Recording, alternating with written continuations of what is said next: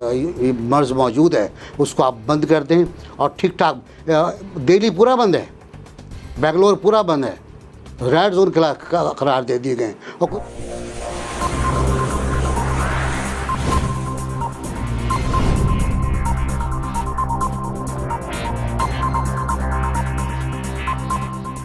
कोई चू भी नहीं कर रहा, कोई ताजर वहाँ एहतजाज नहीं कर रहा है, कोई ट्रांसपोर्टर वहाँ ट्रांसपोर्ट चलाने की जिद नहीं कर रहा है, कोई रेलवे वहाँ पर इंडिया की रेलवे की आमदनी का अंदाज़ आपको नहीं है।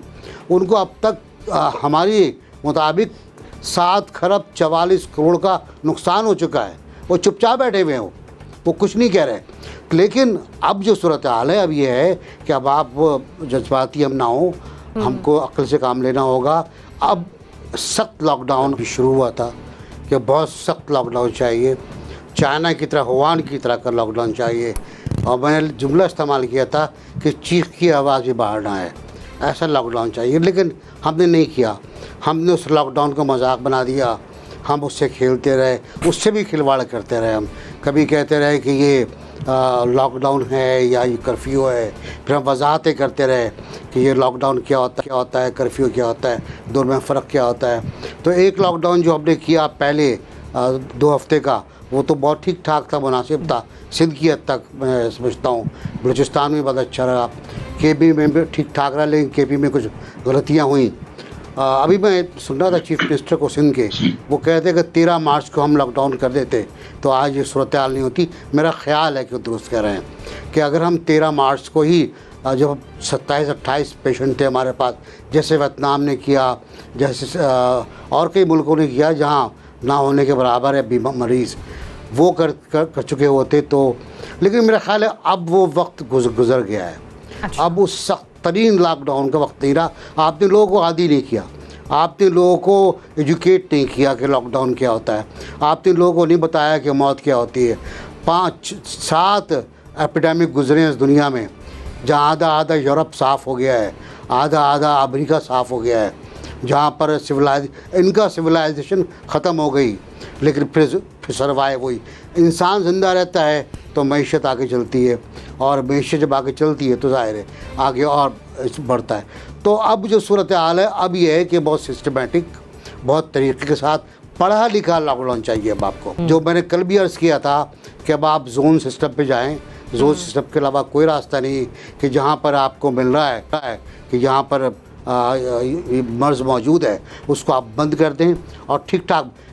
दिल्ली पूरा बंद है, बेंगलोर पूरा बंद है, रेड जोन करार दे दिए गए। और कोई चू भी नहीं कर रहा, कोई ताजर वहाँ एहतजाज नहीं कर रहा है, कोई ट्रांसपोर्टर वहाँ ट्रांसपोर्ट चलाने की जिद नहीं कर रहा है, कोई रेलवे वहाँ पर इंडिया की रेलवे की आमदनी का अंदाज़ आपको नहीं है। उनको अब तक हमारी मुताबिक 7 खरब 44 करोड़ का नुकसान हो चुका है। वो चुपचाप बैठे हुए हैं, वो कुछ नहीं कह रहे। लेकिन अब जो सूरत हाल है अब ये है कि अब आप जज्बाती हम ना हो, हमको अक्ल से काम लेना होगा। अब सख्त लॉकडाउन ख़तरनाक होगा, लोग बगावत पर उतर आएंगे, लूट मार पर उतर आएंगे, लोग बस्तियों को उजाड़ देंगे। हमारे यहाँ तो पता है आपको किस तरह एहतजाज होते हैं। मतलब जिससे आप पढ़ा लिखा लॉकडाउन कह रहे हैं, उससे असद उमर साहब स्मार्ट लॉकडाउन का नाम दे चुके हैं, आप उसी की बात कर रहे हैं नासिर इकचोताई साहब? नहीं, बिल्कुल नहीं, कतई नहीं। अगर आपका एक वो स्मार्ट लॉकडाउन कह रहे हैं, कुछ इलाकों को, कुछ गलियों को बंद करने का, कुछ गलियां बंद करने से मसला हल नहीं होता। अच्छा। असद उमर तो ये भी कह चुके हैं, मुझे बहुत अफसोस है, बहुत कलक है मुझे इस बात का कि असद उमर जैसा आदमी ये कह चुका है कि ट्रांसपोर्ट के हादसे में ज़्यादा लोग मरते हैं, और इसमें तो कम लोग मरे। अब भाई वबा क्या होती है इसका उनको नहीं पता, ट्रांसपोर्ट का हादसा, रेलवे का हादसा क्या होता है उनको नहीं पता, वबा क्या होती है उनको नहीं पता। वो ऐसे नहीं है, उनसे किसी ने कहलवाया है, जैसे प्राइम मिनिस्टर से कहलवाया गया कि अशराफिया ने कर्फ्यू लगवा दिया था। अब प्राइम मिनिस्टर खुद परेशान है, मैंने क्या कहा ये। तो मेरा ख्याल ये है कि अब सोच समझ के लॉकडाउन करना चाहिए, उन इलाकों को पिन पॉइंट करना चाहिए जो हॉट स्पॉट हैं, उन हॉट स्पॉट को बंद करना चाहिए, जो कम हॉट स्पॉट हैं वहाँ थोड़ा मेरी कंफ्यूजन दूर कर दें। मैं अभी भी हालांकि नो का मार्क हो चुका है, फिर भी मैं आपसे एक दफा फिर से पूछना चाह रही हूँ कि सख्त लॉकडाउन के अलावा आप कह रहे हैं कि कोई रास्ता है हमारे पास, हमें स्ट्रेटेजी थोड़ी चेंज करनी पड़ेगी। बिल्कुल वही करूँ। ओके, काइंडली ये कमेंट एनबीसी का जरा देखिएगा। इफ्तिखार अहमद साहब, आपकी तरफ आऊंगी इसी सवाल के साथ। First of all thanks for joining us. आप समझते हैं कि सख्त लॉकडाउन के अलावा बचने का कोई रास्ता है हमारे पास? एब्सोल्युटली नो, कोई रास्ता नहीं। जो कुछ हो रहा है वो आपके सामने है और आप बहुत बड़ी हमाकत हम कर चुके हैं। अब मुझे खुद समझ नहीं आ रही कि इस हमाकत के बाद हम करेंगे क्या। हम फंस गए हैं। अगर पहले 15 दिनों में, मेरी आवाज नहीं आ रही आपको?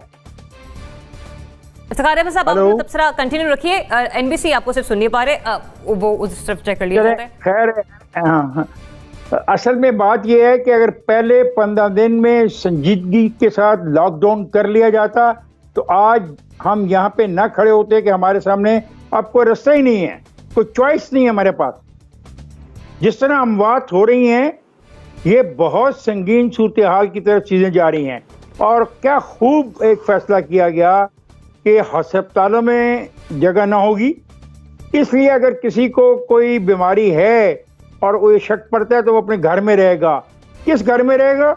जिस घर के बारे में इमरान खान ये कहते रहे मैं तो गरीबों का हामी हूँ और गरीबों की वजह से लॉकडाउन नहीं कर रहा, और उन्होंने कहा कि एक एक घर में 9 अफराद रहते हैं।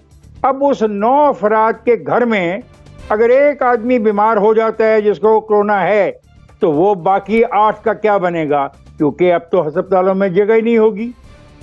क्या कहाँ आके खड़ा कर दिया हमको। इक्तिसादी तौर पे हम तबाह हैं, इंतजामी तौर पे हम तबाह हो गए, फैसला हम नहीं कर पाए, कौम को इकट्ठा हम नहीं कर पाए, कुछ ही नहीं किया हमने वक्त जाया किया। पता नहीं हमारे मकासद क्या हैं। कम से कम मैं उन मकासद को समझने से बिल्कुल कासर हूँ, मुझे समझ नहीं आ रही। हाँ, मुमकिन है कि अमवात कम हो तो ये कहें देखा हमारी स्ट्रेटेजी की वजह से अमवात कम हुई, और अगर अमवात ज्यादा हो गई तो कहेंगे दुनिया में हुई थी। जरा मेरा पॉइंट सिर्फ ये है कि ये जो बात मेरे दोस्त ने कही है, चले मैं इसको मान लेता हूँ, आई बाय दिस आइडिया। जो कुछ आपने एहसास प्रोग्राम में पैसे देते हुए किया, क्या वो सरकार का कंट्रोल प्रोग्राम नहीं था? क्या उसमें सोशल डिस्टेंसिंग की जो बात की जा रही है, क्या कम से कम वो की जा सकती थी या नहीं की जा सकती थी? क्या जो ये एक सेकंड जिस तरीके से बैंकों में चालानों को जमा कराने के लिए हजारों अफराद एक दूसरे को धक्के मार रहे हैं, वो किसी को नजर नहीं आ रहा? नादरा के दफातर के बाहर क्या वो चूने के निशान नहीं लगाए जा सकते थे? यानी सरकार वो काम भी नहीं कर रही जो उसको करने चाहिए, जो मामूली काम है। अल्लाह जाने बाकी क्या करना है हमने। हम वो बेसिक्स काम नहीं कर रहे, खुद अपना इतनी बड़े अफ्तारियां कर रहे हैं, खा वो गवर्नर कोई हो, खा कोई चीफ मिनिस्टर हो।